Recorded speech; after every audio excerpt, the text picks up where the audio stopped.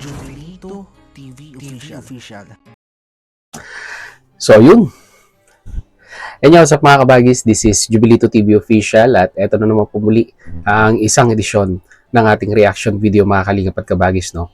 Pero bago po lahat, syempre po, mega love shoutout po muna kay Kuya Val Santos Matubang, kay Ate Edna Vlogs, kay Kalingap Rab, Kalingap Netizens, Kalingap Subscribers, Kalingap Supporters, ayan po. Kalingap Partners, Kalingap Reactors, Team Bios, Team Karepa. Yan po. Mega love shoutout po sa inyong lahat. So ito na mga Kalingap at kabagis, huwag na natin patagalin. For today's reaction video, walang po natin ng reaction at muli po pagbibigay ng opinion sa mga nag-aabang po, no? Para sa sabihin na nating closure at kalinawan. Yan. Actually, marami na po tayong mga kapwa reactors, lalong-lalo na po si Boss July Paunil, ang nagbigay linaw, no? Para sa abot ng kanyang makakaya ay may paliwanag, no? Yung mga reasons kung bakit po ganun yung nangyari na pagkakapili, no? Dito po sa kay Joy, kay Pau, kay Queenie, kay sino ba? Krishna, and at the same time, may isa pa. Comment down below, nakalimutan ko yung pangalan mga kalingap at kabagis. Basta 5 po sila.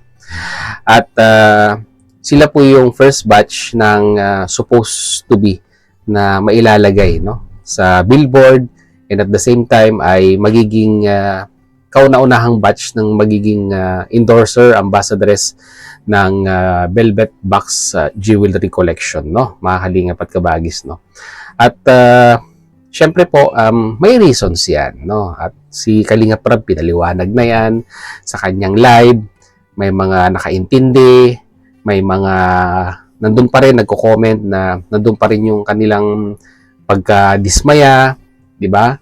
Na may mga nagsasabi na nag-effort sila ng time para sa botohan. Yan, mga kalingap at kabagis, kasi nagkaroon ng botohan eh. At talagang mapapansin po natin na hati po yung opinion ng mga viewers doon sa live ni Kalingap Rab, and at the same time sa comment section regarding nga po dito sa pagkakapili, no, or sabihin na nating pagkakapili ni Joy, and at the same time yung hindi po pagsama ni Viance at ni Carla doon po sa first batch, no. Kaya mas maganda mga kalingap at kabagis, no, ay pakinggan natin si Chairman, ayan po, no, isa sa mga sabihin na nating partners at may-ari, no, ng Velvet Vox Jewelry Collection, no, mga kalingap at kabagis, no. Sana ito ay maging closure na po at unawain po nating maigi at intindihin, no, in a business point of perspective yung pong nangyaring desisyon, no. Huwag po tayong magpadala sa ating emosyon agad-agad at unawain po natin muna yung mga bagay-bagay, no, mga kalingap at kabagis. So, huwag na natin patagalin, panoorin na po natin si Chairman. At narito po yun. Regarding po dun sa issue na race ng iba po nating mga kasama, ano po, ayan, related po doon sa ambassador and ambassadress. So, actually, mamaya ko pa po sana to ibibigay before the live, during live rather, pero mas binabuti ko na pong ibigay po ito sa inyo. Kasi mamaya, para good vibes po tayo, and mag-focus po tayo sa live selling. So, regarding po dun sa issue, ano po, actually po, talagang ang sa votation is, para sa ambassadress ay nasa top 1 and 2 sila Viance and Carla. Ayan Ayan, so, talagang sila po ay part ng first batch ng VB ambassadress. By the way po pala, ibigay ko lang po, paliwanag lang po natin na ang Velvet Box po ay isang brand. Ito po ay negosyo na establish po namin ni Christine. And syempre, kasama na po namin dyan ang bagong co-owners natin. Ngayon CEO na si Kalingap Rab at ang kanyang may bahay na si Jack. So, 4 na po kaming owners ng Velvet Box. So, meaning to say, pag sinabi po natin negosyo, ito po ay separate entity sa anumang content or mga vlogs. Correct.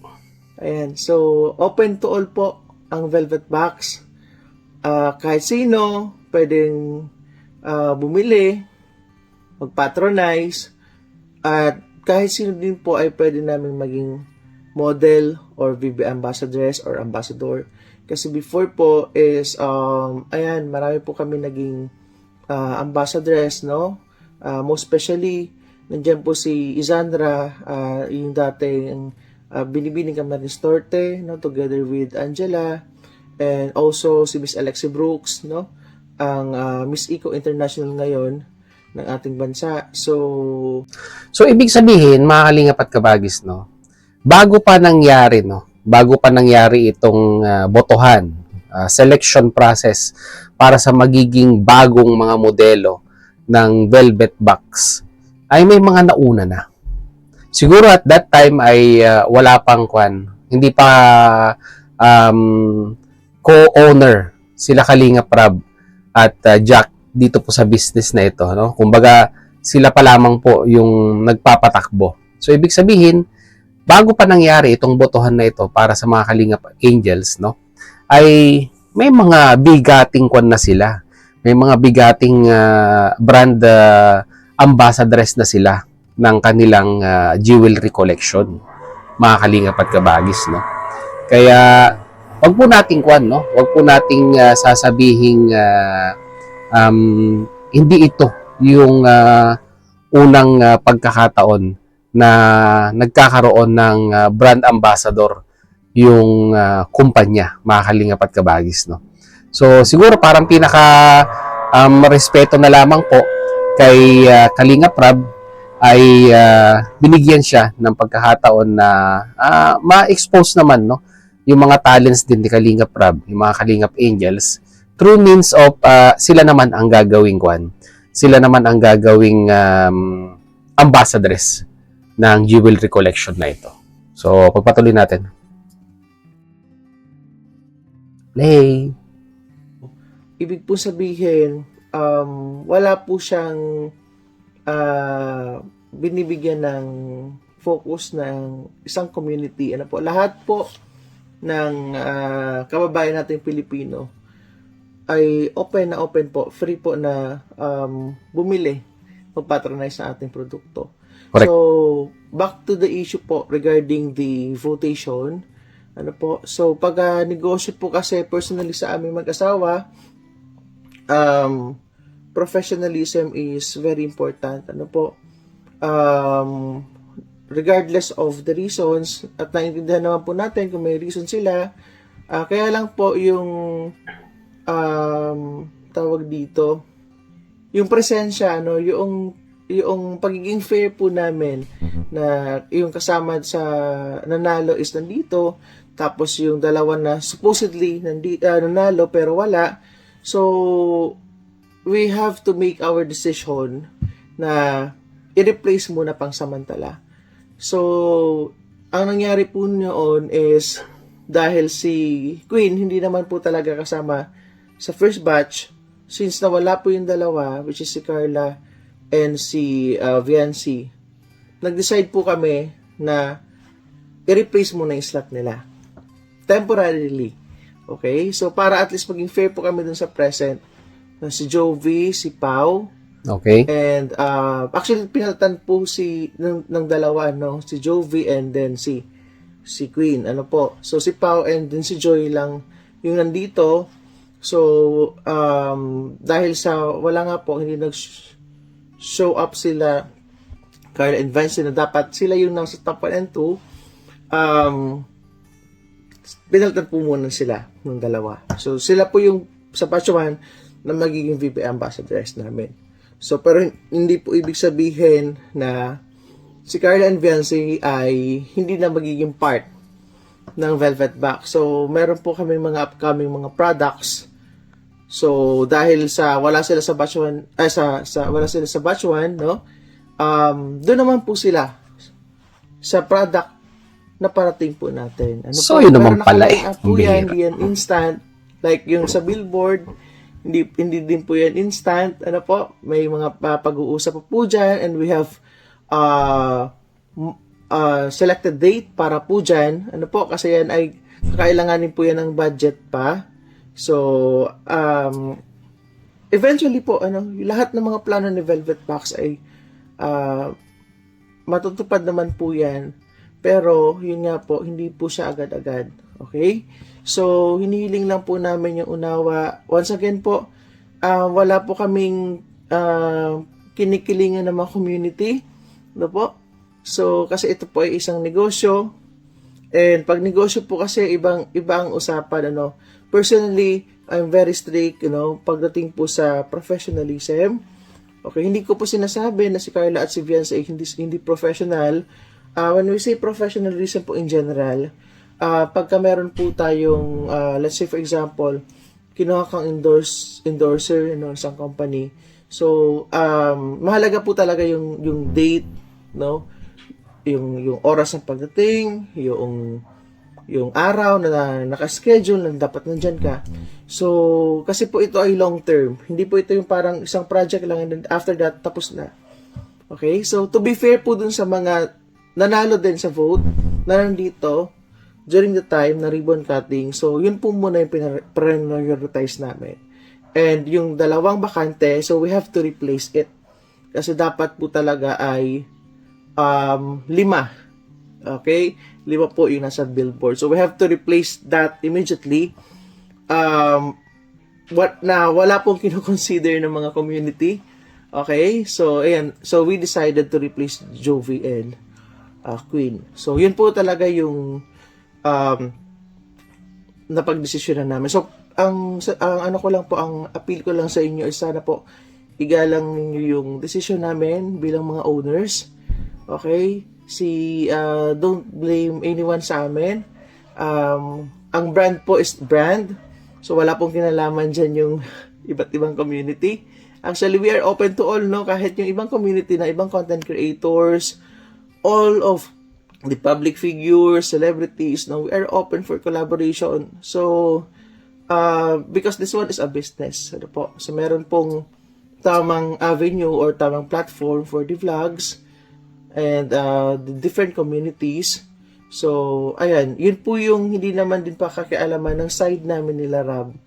Okay, even though content creator, si Rab and si Jack, yung Velvet Box naman po is hindi makikialam sa iba't ibang mga community or content. So dahil kalingap po sila and kinonsider nila na magkaroon pa ng collaboration with the Velvet Box for K-Boys and K-Angel. So, minabuti po nila na mas i-prioritize namin na maging ambassador and ambassadress ang mga Kalingap Boys and K-Angels. So, ayan po.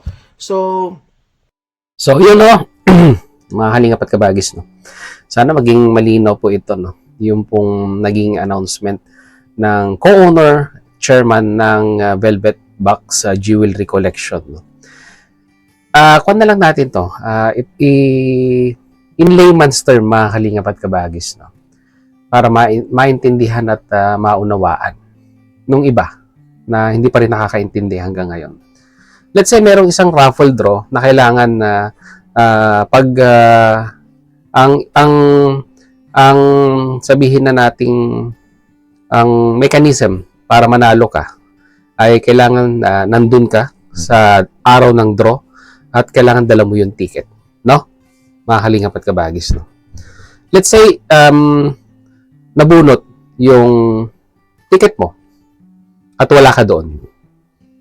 Tanong ko sa inyo, panalo po ba kayo o hindi? Yes. Hindi po kayo panalo. Kasi ang rules and mechanism ng draw na yon ay kailangan nandun ka sa mismong actual draw and at the same time, dala-dala mo yung ticket.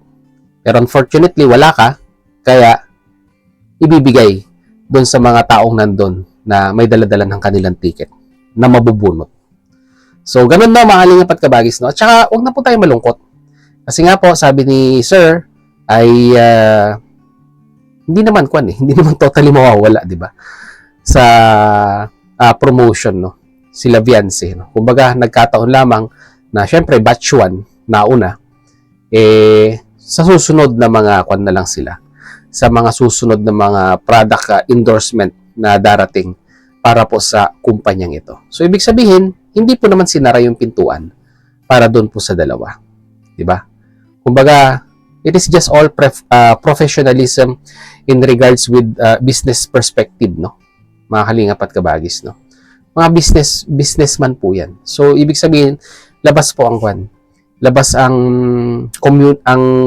community ng kalingap dyan. At talagang mas pinaprioritize nila yung sa pagninegosyo, no? Mga kalingap at kabagis. Anyhow, nandyan na yan. Kaya ang gusto lang namin bigyan ng kwan dito, ng emphasis is huwag po tayong kwan. Huwag po tayong magpadala sa ating emosyon. Marami pang darating.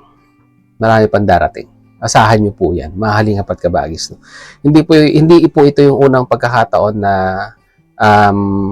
magkakaroon ng opportunity ang mga Kalingap Angels na ma-experience yung pagganitong pag-promote ng mga product para sa kanilang exposure, mga Kalingap at kabagis, no?